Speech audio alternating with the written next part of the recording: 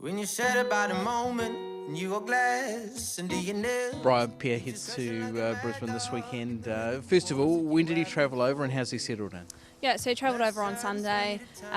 Obviously, there's no direct flight to Brisbane, so he had to go to Sydney and then stayed the night in Sydney on Sunday night and travelled to Brisbane on Monday night. So, look, Dad's really happy with him. He travelled over well. He didn't turn a hair. Look, he's really professional. He knows he's sort of got a job to do. He's sort of in the zone a bit. He was a little bit upset when he got off the truck at Brisbane just because he could, they arrived early morning track work so he could hear all the gallops. He sort of thought he was racing, but he was really happy yesterday afternoon. He'd settled in and straight into his dinner last night, so very happy with him. His first up run here in New Zealand was terrific. Obviously, there's been a bit of a gap leading into this one. What's he been doing? Have you kept him ticking over? Yeah, so look, very happy with his run at Wellington. Locky was super, couldn't be happy with him. He came home, we sort of gave him a week off just in the paddock, obviously just with the trip down to Wellington and stuff like that. Long gap between races, but he is a horse that he doesn't take a lot.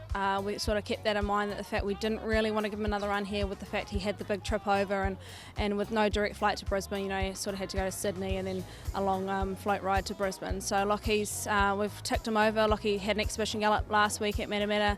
Sam was very happy with him, so Locky's in a good frame of mind. He's really fresh, which we wanted him to be going over there because obviously he had a big trip and it's like a race sort of on the plane and the float trip there, but Locky, we're really happy with him and fitness wise really he's up to scratch. Yeah.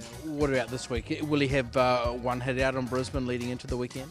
No, so look, we're pretty lucky that obviously he's only heading over a week before his race and we were able to do all his fast work before he went, so look, he's just going to pace work the rest of the week. He doesn't need to do too much. Ethan Brown does the riding, I understand. How did that booking come about?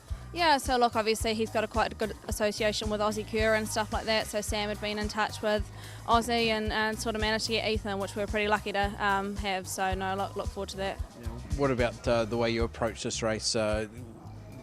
Will it be just business as usual, the sort of same tactics as usual for Pier?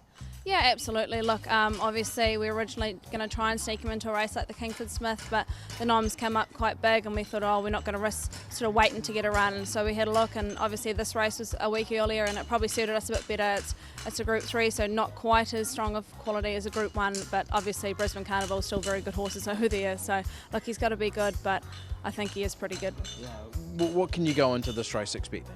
Yeah, look, honestly, we're just hoping, we know the ability he's got. I think, to be fair, he's probably the first horse we've taken over to Aussie that's on the way up in his campaign. Look, he's a very classy horse. I think he'll definitely put his best foot forward and look, we hope he can be competitive in a race like this. Yeah, obviously he's already Group 1 winner back into 2,000 guineas. Can you sort of expect that he can get back up to Group 1 form as an older horse? Yeah, absolutely. I mean, look, as a 3-year-old, Sam said the other day, he beat Desert Lightning and Proas and what they went on to do in Aussie, and obviously Pier was just tarred by his injuries and stuff like that, but we've given him a bit of time. He's an older horse now, and look, I think Michael's comments when he rode him at Alistair said I think he's got better. So that's what we've seen of him, and that's what we feel. And he's definitely up to Group 1 quality again. Obviously, Dad and Sam over there this weekend. Where will you be watching from, Brian? I'll be at home with Mum. I think I drew the short straw this year, but Dad and Sam are over there having a pretty good time. But no, I'll be at home with Mum, so no, I look forward to watching it. Yeah, how exciting though. If he does run really well, what could be next for him? Yeah, look, hopefully if he runs well, the plan is, we'd love to get him into a race like the Stradbroke. He could sneak in there on a lightweight. That would be, that's the ultimate for him. But look, if not, then, there's other races. That's the beauty of Brisbane. There's other races for him. But look, we'd love to get to the Stradbroke if possible.